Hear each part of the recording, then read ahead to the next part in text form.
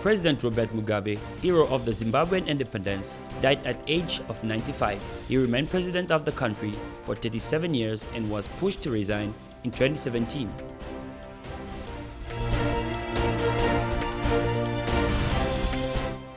The restaurant of Babacar Tiao, the Copacabana, claims to be the first to have made the transition to plastic zero.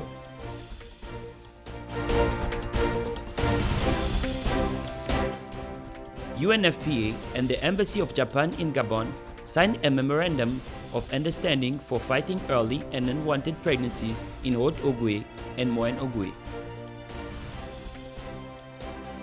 That's all for our top stories. Stay tuned for more details in this newscast. The new list of ministers for Giuseppe Conte's second term as Italy's prime minister was formally sworn in on Thursday by Italian President Sergio Mattarella, bringing the unlikely coalition between Italian populists and an old guard center-left party a step away from power. The 21-minister list includes 10 members of the populist Five-Star Movement, 9 from the center-left Democratic Party, 1 from the small, liberal, free and equal party, and 1 non-aligned technocrat. The only returning from the previous government will be Giuseppe Conte himself, who will have his second stint as prime minister. Among the most prominent new ministers, pro-European Union economist Roberto Galtieri, a member of the Democratic Party, as Minister of Finance, Five-Star Movement head Luigi Di Maio as Minister of Foreign Affairs, and technocrat Luciana Lamorgese as Minister of the Interior. Thursday's highly choreographed ceremony leaves only one step before the Conte government officially takes power, a confident vote in both houses of parliament, which is likely to take place in the next few days. Analysts said major issues with the vote are unlikely. Based on the selection of ministers, the new government will almost certainly be more supportive of the European Union than the previous Conte government, which was backed by the Five-Star Movement together with the right-wing League. The appointment of Lamorgese is likely an indication that the new government will also take a softer stance on immigration issues. The date of September 6, 2019 marks the end of the indelible history of Robert Mugabe. Emmerson Mnangagwa, current president of Zimbabwe, made a smashing announcement on his Twitter page announcing the death of his predecessor, one who has long been considered as a hero in his country, Robert Mugabe, aka Comrade Bob. Commander Mugabe was an icon of liberation, a Pan-African who dedicated his life to the emancipation of his people. His contribution to the history of our nation and our continent will never be forgotten. May his soul rest in peace. Robert Mugabe had taken the reins of independent former Rhodesia in 1980 under the name of Zimbabwe. But 3 decades later, he was dropped by the army and his party, which systematically led the parliament to initiate a process of impeachment against him. He was forced to resign at the end of 2017 after having spent 37 years as the head of the country. After President Emmerson Mnangagwa's reaction, China made a declaration saluting an exceptional leader who was one of the most important allies of Peking on the continent. Mr. Mugabe was a political leader and leader of Zimbabwe's outstanding national liberation movement. During his life, he strongly defended the sovereignty of his country. He opposed foreign interference and actively promoted friendship and cooperation between China and Zimbabwe and between China and Africa. In the street of Harare, the inhabitants also reacted to this loss that affected the country. As a leader, the only thing he did wrong was to stay in power for a long time. It was the only thing that wasn't right. This is our president. He freed us from colonialists and he gave us much land. Former President Robert Mugabe is a revolutionary icon, and I appreciate, for me to be speaking proper English, courtesy of our former president. And Robert Mugabe died this 6th September 2019 in Singapore, 2 years after his resignation from power. 10 years ago, Babacar Tiao was cruising and sliding with others on the waves of Yoff Beach. The idea of an ecological restaurant came to him there, among the dozens of plastic bottles that the ocean was hauling around him. The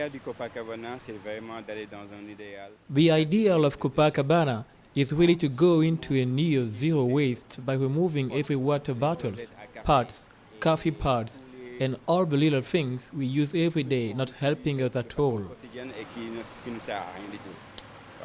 The commitment of Babacar Tiao illustrates the small beginnings of an environmental awareness on the continent, including in countries like Senegal, where they observe dynamic growth is struggling to overcome the poverty affecting around 40% of the population, according to the World Bank. The way the Copacabana works, I would like other similar structures in Senegal to do the same. And maybe, if possible, things can go like this everywhere.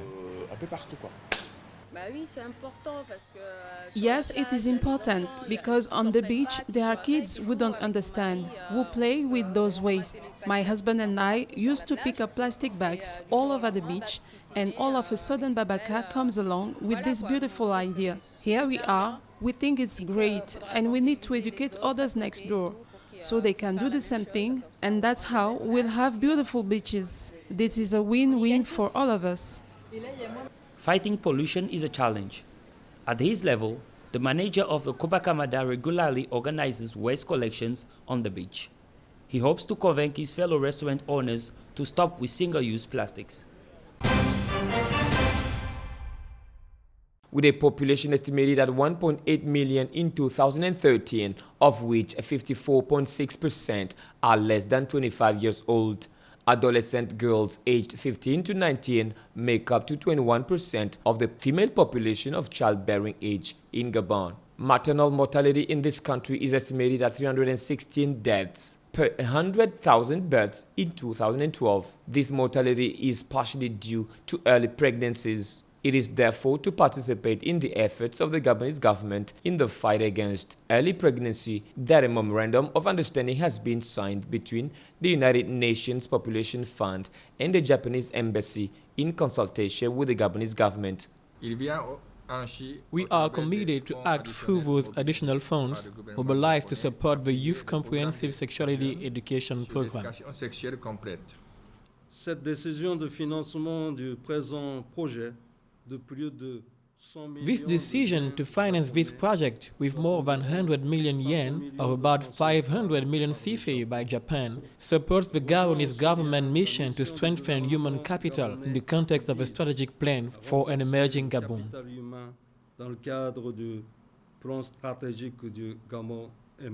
According to the 2013 census, 35% of teenage girls were pregnant or had been pregnant before. This early fertility reaches 59% of this section of the population. In rural areas, early pregnancies are due to lack of information and sexual education. 89% of adolescents have no knowledge about the period of fertility. 79% have a poor knowledge about the associated risks, hence the targeting of the provinces of Haut-Ogooué and that of Moyen-Ogooué. According to a 2015 survey of school pregnancy in Gabon, 45% of teenage mothers experienced difficulties in school. 44% repeated at least one class. 8% dropped out of school.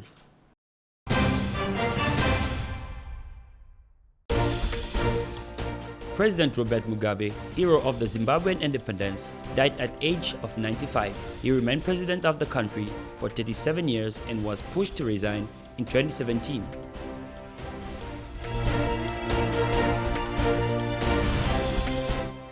The restaurant of Babacar Tiao, the Copacabana, claims to be the first to have made the transition to plastic zero.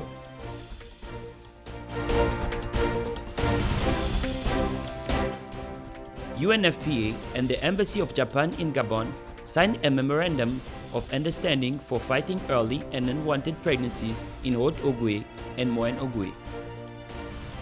That's all for our newscast of the day. Stay tuned on Gabon 24 for further news.